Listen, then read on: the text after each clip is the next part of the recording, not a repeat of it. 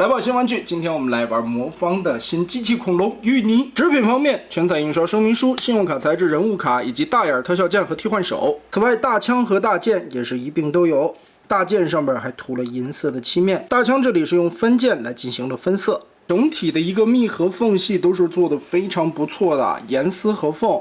而且曲线流线感做的也很棒，但是魔方恐龙有一个最大的问题，就是从钢索开始，它的尾巴都是不能活动的，这一块结构是锁死的。四肢这里都有着不错的活动关节，脚趾头都可以活动，脚踝这里有关节啊，半截这里也可以旋转。 但是同样的问题，因为这里边是要收纳进去的，有变形结构，龙腿要往里边折叠，所以这个地方里边是显得有一些空的。不过你这样遮盖住的话，也是看不太出来啊。龙肚子下方这里包裹的还算可以吧，这里会露着2个窟窿，但是弯脖子这些也是没有设计关节的，也是为了一体性考量。头部这里左右旋转，点头抬头，嘴巴可以张开。 里边也是有一个小口，将来可以插特效键的。但是这一次的淤泥它并没有设计换眼的，也就是说不可以换成红眼，只是一个盖子掀开，为的是插这个大眼的特效键被大力神砸下去以后的那个场景。所以其实应该加一个红色的眼睛的盖子，倒是也能实现啊。所以再加上魔方这个四肢可以跟这样摊开啊。 摆一个还原86大电影里边的场景是没有问题的。从后背这里来看，缝隙对的都非常不错。哎，这个说起来啊，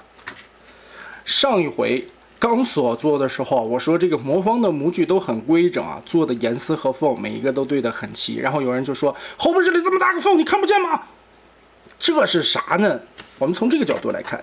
2只脚丫子，包括腿部中间这里这条线已经对得很齐了。这个缝隙咋来的呢？学名叫做倒角或者叫哨，它是为了一个腿部这里过渡时候的一个斜坡，所以里边对齐了，外边这里有一个缝子，因为有角度的存在嘛，对的是没问题，只是这个地方边缘做了圆润的过渡，也是为了你玩的时候这个边缘不割手嘛。 所以做一个倒角就难免会出现这样的缝隙了。统一的风格啊，放在一起看的效果非常的棒，而且魔方的这个尼龙材质啊，乌突突的这个发色，其实做机器恐龙很合适。就是这种哑光面的处理效果啊，你要是做其他的，比如说飞机、汽车的，可能不好看，但是做机器恐龙就味儿很对了。那么接下来进入变形过程，首先把4个腿儿全部打开。 空的位置，脚趾头往里折叠一下，前肢这样叠进去，这也是为什么里边会出现空洞的问题啊，就是为了藏这个爪子。后肢这里再往回收的时候要注意，先调整这个轴，打开90度，这里边有一个定位的卡扣，把这里拆开之后旋转180度，再放下去。 这样就保证了这个面的一个光滑平整，因为最后这一节是要露出在小腿外边半个的。翻到后背来，这2个黄色的位置有2个下方的锁扣，把这里拆开。接着我们就可以把这里左右揪开，顺着屁股和尾巴这条线，把中间所有的卡扣全部打开。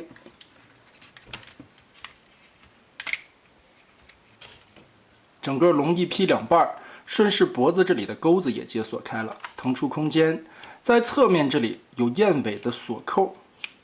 注意拆松，这里拆松，把这小翅膀让出去。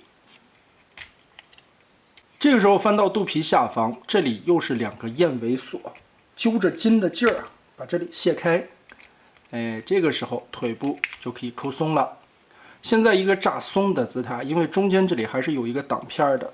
抠开其中的一个面板，180度旋转出来，挪到这里看，这块有一个挡肉的小板，翻起来，注意看尾巴尖儿这里又是一个 Z 字的双关节，把它折进去。这些杆子看似很细啊，尼龙的材质没有问题，很放心。然后又一个双关节把它贴在这里，脚丫子藏在这个空间里边，通过这个双关节2个90度翻折过来。 然后脚尖的位置旋转一个90度立起来，再把上面的这一头拧个180度，这一块是脚后跟。好，接着我们要把整个的腿部打开，顺着这里一个盖子掀起来，然后把这个龙的腿调正了，中间这里其实是有一个定位的插扣的，跟这里结合住，然后掰开，顺着这里边有一个双关节的搓动，往里，这边下方有一个钩子的锁扣，打开，把它搓进去，让开这个边缘，让龙腿伸进去一半，再盖上盖子，顺着这里的锁扣，记得把它扣上。需要注意的是，在腿肚子后方这里有一个凹槽，是把这个板子的厚度插到这里，进行一个定位。这个时候脚丫子扭过来，双关节再推平，然后再把这一块的盖子插扣全部钉上，顺着膝盖的位置180度转过来，非常漂亮的包裹。腿部隐藏得很好，而且不会露出任何的机械空洞。双腿变形完成之后，我们把这两个胳膊立起来，腰部拧个180度，转到这个方向来。然后就是往开拆这个肚子的框架，其实和钢索的感觉是有一点像的，也是垒了一个四方的小房子。首先揪着脑袋，把这个地方左右两个燕尾的卡榫打开，然后后边的背盖子这里还有两个燕尾的插扣，再打开，胳膊就可以左右分开了。肚兜的位置压在了这个空间里，我们把它双关节翻出来，左右这里拼出一个梯形的倒三角，腹部的这个曲线造型做出来。好，左右变完就是这样的一个状态。也就是说，把动画片里边不合理的这些所谓质量转换技术的变大缩小，给你用真假的胳膊换了出来。再来看一次啊，刚才变得有点凌乱。先把这里展开，注意这个零件下方的扣子打开，再旋转这个地方的轴，拧180度，再把它扣回去。那真胳膊和龙的这个前肢就换过来了，我们再左右立上来，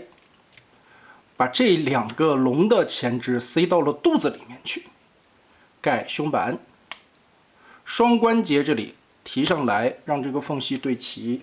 和前方这里肩部有一个插扣，把它找齐对上，然后顺着这个角度看，两个龙的前肢稍微的往下折一点点，进行一个斜角度的摆放，也是压到一个最扁的范围。这个时候把梯子的灰色连杆拉过来，这两个燕尾插槽固定起来，把这里插住。肩膀上边的红色的燕尾插槽再落下去，把这里插住，脖子归位。背包的龙头拆分开这一节，然后再拉动这个双关节把它缩短，盖上。龙头的位置嘛，看你想怎么摆放吧。有的人说还原动画片龙下巴是朝内的，有的人说是龙脑门朝内的，这个无所谓，看你个人的需求，怎么放都行。然后这里会有一个扣子，记得把这里结合插住。翅膀这里进行一个 Z 字往回收，根部有双关节，往上贴一点点，算是又遮挡了起来啊。这回的龙前肢就完全挡住了，几乎看不到了。打开爪子，把小手臂掏出来，最后再进行一点点的微调。小翅膀根部这里有一个轴，我们可以转上去，稍微的调一点，这个看个人的喜好啊。那么好，魔方的淤泥我们就变形完成了。变成人形以后，身高在13.5公分左右，跟动画片里边的效果来对比一下，其实还原度还是非常的高的。整体身体的一个流线型，还有胸部这块收腰的感觉做的也是非常不错的，腿部包裹的很好，这里边完全不会看到任何的空洞，而且龙腿外露半个的这个厚度啊，也是还原了出来。后背这里小翅膀的造型，龙头的收纳方式可以由自己的喜好更换。为了兼顾到淤泥腕部的这个龙爪子的造型，小枪后边这里专门掏出来了一个凹槽，所以你这样放进去的时候是完全不影响这个龙爪子的。但是说一点我个人来说觉得不太满意的地方，淤泥的这颗头雕做的有点窄长了。让我的感觉，其实动画片里边虽然说也差不多啊，但是我觉得如果再稍微的扁一点点，可能会更加的好看。倒是现在淤泥的这张脸做的也还行吧，我感觉比之前那个官图的好像好看一些啊，实物看起来还不错的。而且毕竟是个小比例嘛，能做成这个样子倒是也可以了。有一种很敦厚老实的形象，淤泥给人一种这样的感觉，很值得信赖，像山一样的队友，值得依靠。头部这里是一个球形关节，哎呀，这个还挺紧的，而且脖子这里独立做了一个低头的关节，平举基本上没有问题，360度的旋转，和钢索一样，这里做了蝴蝶的双关节，也是增加了可动的活动范围，而且这个活动起来就比之前咱们玩那钢索的要紧实很多了。里边这里其实也有一个插扣去定位的。哎，插上以后就不是那么很容易脱开了，这个比钢索紧实了。二头肌这里可以旋转360度没有问题，而且胳膊肘这里做了双关节的曲臂，对折180度都没有问题，左右旋转就没问题了。它剑这个护手的位置专门做在了手腕以下。腰部变形的需要360度旋转，弯腰关节也是魔方祖传的这种 Z 字。拆开裙甲，侧踢90度没有问题，前踢是连着前裙甲一起旋转，可以踢到135。这里是一个前托的关节，这种关节设计的好处就是前踢不影响，但是后踢的可动幅度大概只有10几度了。大腿根部左右可以旋转，膝盖变形的需要也能左右旋转，屈腿可以达到90度多一点，等脚的左右接地。